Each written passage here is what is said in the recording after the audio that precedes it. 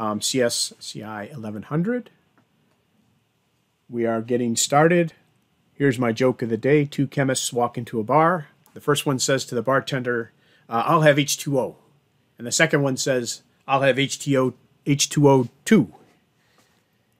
And of course,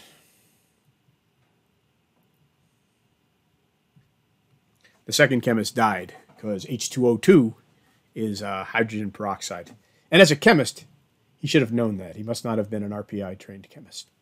Anyway, let's look at our housekeeping a little bit. So Lab 1 is ready. We posted some instructions in the discussion forum.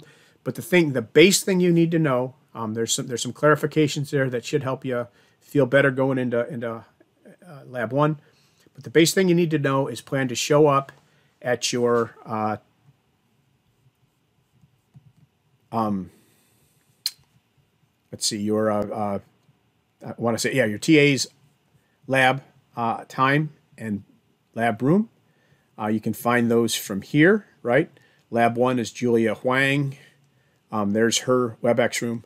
Plan on showing up there. They will give you the rest of the lab. We've published the first 2 checkpoints only. The third checkpoint you have to get when you're there. So, go to the lab. They will tell you that checkpoint.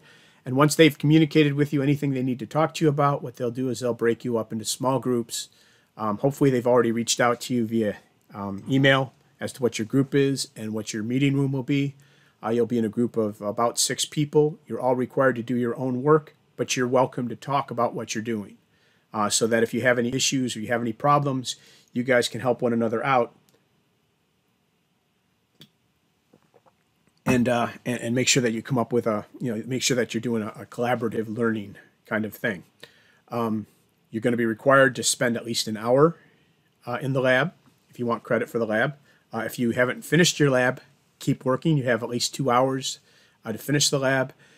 Unlike previous semesters, you'll be submitting a lab notebook right to submittee. So be ready to do that. It's going to have screenshots and answers to questions that we ask during the lab. While you're in your small group rooms, while you're in your meeting rooms, the mentor or the TA will pop in occasionally to check to make sure that you guys are actually there, right? If we're going to take attendance, we have to have somebody actually following you.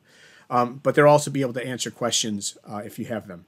Additionally, the TA has been instructed to keep their WebEx room running. So if you have a question and there's no mentor or no TA in your working group, in your small group of 6, then please feel free to go back to the main WebEx room and ask questions there.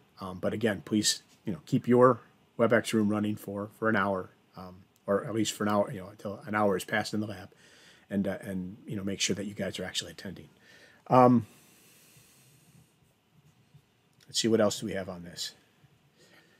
Gradables for labs 2, 3, 4, and 5 are live. You'll do lecture exercise 2 during lab, so hopefully you'll get that all submitted there. I think we have everything due at Wednesday at 11:59 p.m. Lecture exercise 5 may not be there now, but we will make sure that it is. The other thing is homework is available in the downloads now, and it's also live on Submittee, so you'll have until Sunday at 9:20 to submit. We're kind of breaking the rules on this one. We're allowing you to have, normally it would be due on Thursday, but since we have so many things coming due on Wednesday, we thought it was overly cruel to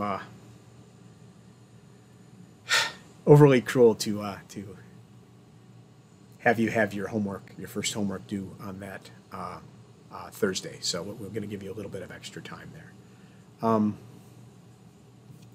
Let's see, was there anything else that I needed to go over? Oh yeah, there was a problem with lecture exercise 3. There are different line endings for Unix and for Windows, and people who are submitting from Windows were having a problem. We had missed a configuration parameter.